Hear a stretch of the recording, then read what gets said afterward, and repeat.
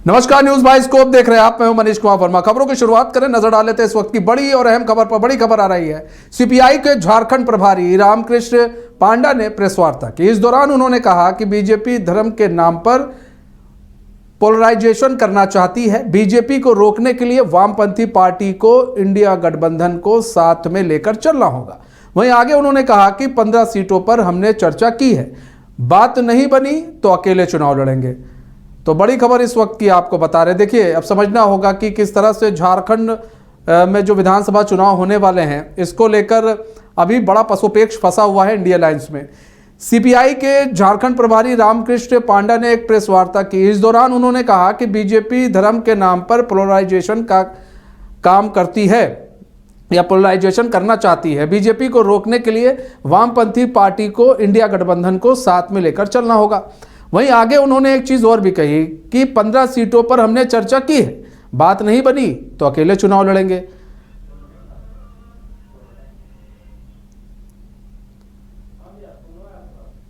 तो सीपीआई के झारखंड प्रभारी रामकृष्ण पांडा ने प्रेस वार्ता की है। इस दौरान उन्होंने कहा कि बीजेपी धर्म के नाम पर पोलराइजेशन का काम करना चाहती है। बीजेपी को रोकने के लिए वामपंथी पार्टी को इंडिया गठबंधन को साथ में लेकर चलना होगा। वहीं आगे उन्होंने कहा कि 15 सीटों पर हमने चर्चा की है, बात नहीं बनी तो अकेले चुनाव लड़ेंगे।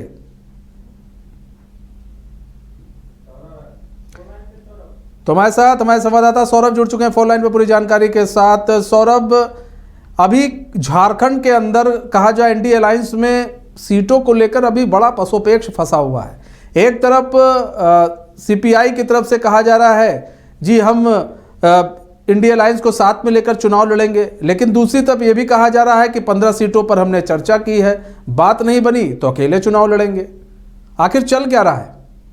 जी बिल्कुल, देखिए, जिस प्रकार से चुनाव की घोषणा होने के बाद ही सभी राजनीतिक पार्टियों ने सीट शेयरिंग को लेकर लगातार कवायद तेज की है, तो वहीं कल जिस प्रकार से कांग्रेस और झामुमो की ओर से 70 सीटों पर लड़ने की बात कही गई और 11 सीटों पर राजद और वामपंथी पार्टियों को बांटने का बात कहा गया, तो इससे जो कह सकते हैं कि जो वामपंथी पार्टियां हैं उनमें अब रोज देखने को मिल रहा है। तो भाकपा माले की यदि बात की जाए और राजद की बात की जाए तो ये 11 सीटें उनके खाते में जाने की बात कही गई। इससे सीपीआई वो का कहना है कि हमें इंडिया गठबंधन में अभी जगह नहीं है। हालांकि बातचीत चल रही है, बातचीत का दरवाजा खुला हुआ है। यदि सामंजस्य नहीं बैठ पाती है तो सीपीआई अकेले कुछ सीटों पर चुनाव लड़ने के लिए देख सकता है। तो कह सकते हैं कि जिस प्रकार से सीट शेयरिंग को लेकर इंडिया गठबंधन में बवाल चल रहा है, तो वामपंथी पार्टियां भी अपनी रास्ता तलाशने में जुटी हुई है। सीपीआई की कल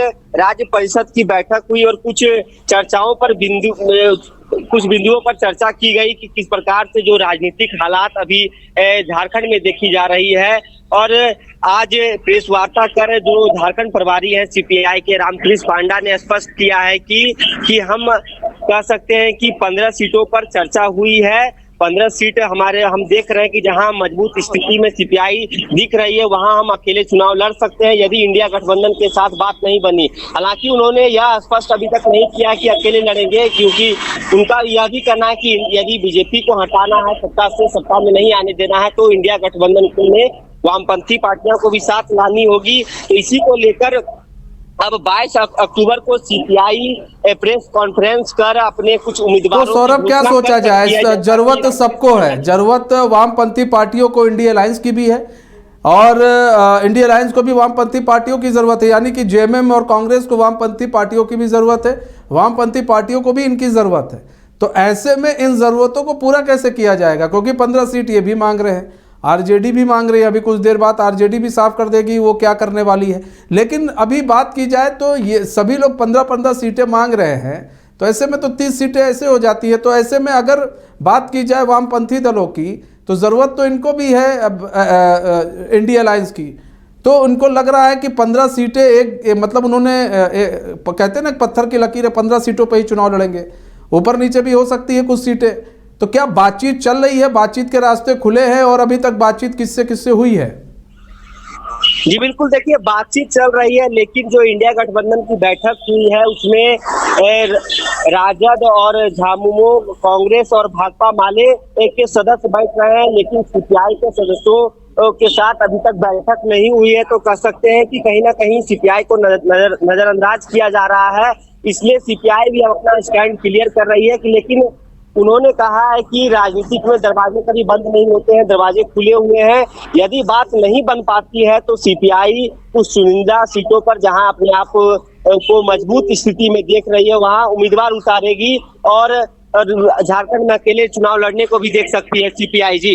ठीक है, बहुत बहुत धन्यवाद सौरभ हमारे साथ जुड़ने के लिए और तमाम जानकारी साझा करने के लिए। तो अब जो वामपंथी दल है वो उनका भी कहना है भैया 15 सीटें दीजिए हमें, हम 15 सीटों पर चुनाव लड़ना चाहते हैं, हमारी तैयारी 15 सीटों पर है।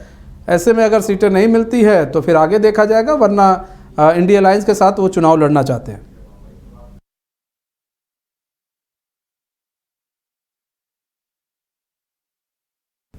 पटना में सम्राट चौधरी के आवास पर एनडीए की एक महत्वपूर्ण बैठक होनी है। बताया जा रहा है कि बिहार में होने वाले उपचुनाव को लेकर इस बैठक में मंथन किया जाएगा और चुनाव को लेकर रणनीति भी बनाई जाएगी।